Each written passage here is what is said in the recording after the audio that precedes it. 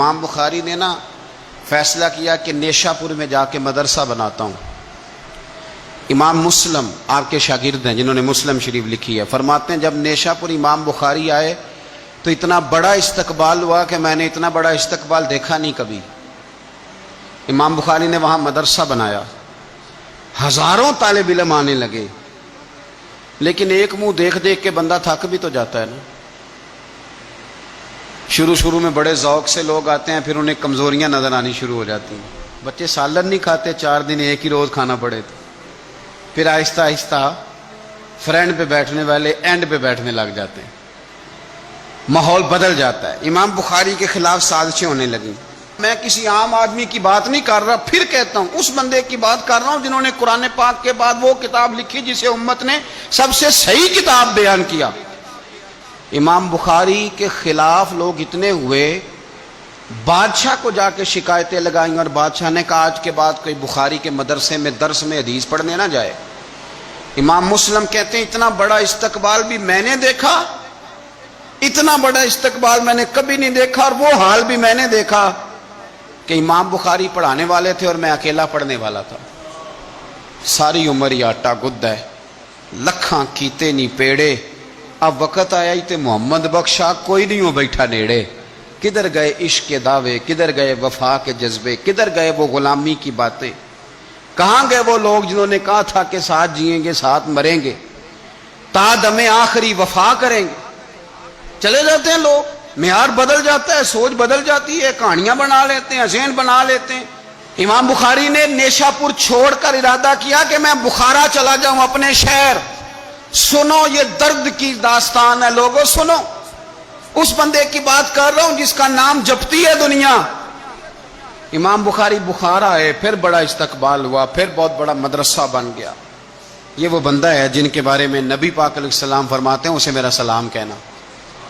یہ وہ شخص ہے کہ شیخ ابو زید کہتے ہیں میں نے خواب دیکھی تو حضور نے فرمایا مجھے کب تک شافعی کی کتابیں پڑھتے رہو گے، میری کتاب کیوں نہیں پڑھتے؟ یا رسول اللہ صلی اللہ علیہ وسلم میں صدقے جاؤں، قربان جاؤں، میں لفظوں پہ وارد جاؤں، سونے آپ کی کتاب کون سی ہے؟ فرمایا بخاری شریف پڑھا کرو، وہ میری کتاب ہے۔ جن کی لکھی کتاب کو میرے محبوب کہے میری کتاب ہے۔ بخارے میں بڑا استقبال ہوا، لیکن پھر بخارے کے سربراہ نے کہا، سردار نے کہا، خالد بن زہلی جو امیر تھا بخارے کا، امام بخاری کا تو خیال تھا میں اپنے شہر آ گیا ہوں، اس نے کہا جی میرے بچے کو گھر آ کے پڑھایا کریں۔ آپ فرمانے لگے یہ نبی پاک کی حدیثیں ہیں، میں نے رسوا نہیں کر سکتا، جہاں سارے لوگ بیٹھتے ہیں تیرا بچہ بھی وہاں بیٹھے۔ لوگوں کو پتہ ہی نہیں لوگ کس طرح کی سازشیں کرتے ہیں۔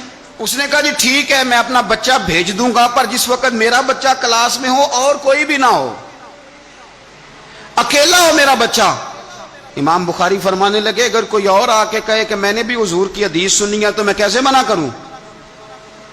ساروں کے بیچ بیٹھ کے پڑھے، یہ حضور کے دین کا فیض ہے، یہ بڑا وسیع ہے، جو آئے گا ملے گا۔ اس نے آپ کے خلاف فتوے لینے شروع کر دیے۔ ہاں جانے کب مار دے کوئی مجھے کافر کر کے، شہر کا شہر مسلمان بنا بیٹھا ہے۔ فتوے لینے شروع کر دیے، امام بخاری کے خلاف سازش ہوئی، حکم ہوا کہ بخاری تو بخارا چھوڑ جا، یعنی اپنے وطن سے نکل جا۔ اپنے وطن میں بے وطن ہو گئے امام بخاری، نیشا پور والوں نے نکالا تو بخارا آئے۔ اس نے حکم دیا تو امام بخاری بخارا سے نکلے، آنکھوں میں آنسو ہیں، لے سجنا اساں توڑ نبھائی، اساں جان دیتی راہ تیرے، ارادہ کیا سمرقند جا کے ڈیرا لگاتا ہوں، حضور کی حدیثیں تو پڑھنی سننی ہے نا۔ یارو بڑی تکلیف میں آ جاتے ہیں کئی دفعہ دیندار لوگ، بڑی اپنے بھی کئی دفعہ اپنے بھی شکایت کر دیتے ہیں، اپنے بھی پیچھے پیچھے ہونے لگتے ہیں۔ اب یقین کریں کئی دفعہ دل کرتا ہے یار سارے باتیں کرتے تیری نہیں بنتی تھی، تو نہ کرتا۔ ایک عالم کہا کرتے تھے ایک دفعہ کہ کسی ماں کے بیٹے نے ماں کو تانا دے دیا تو ماں رو پڑی اور کہنے لگی پتر درانیاں کہنیاں تے بندا سی، ننانا کہنیاں تے بندا سی، تو تے میرا اپنا سا۔ اور یہ اپنے کئی دفعہ اس طرح کی بات کرتے ہیں کہ وہ کانوں سے ٹکرا کے نہیں گزرتی، وہ تیزاب کی طرح رک جاتی ہے، چھلنی ہو جاتا ہے وجود کے۔ یہ اس نے کہا ہے، اس نے میرے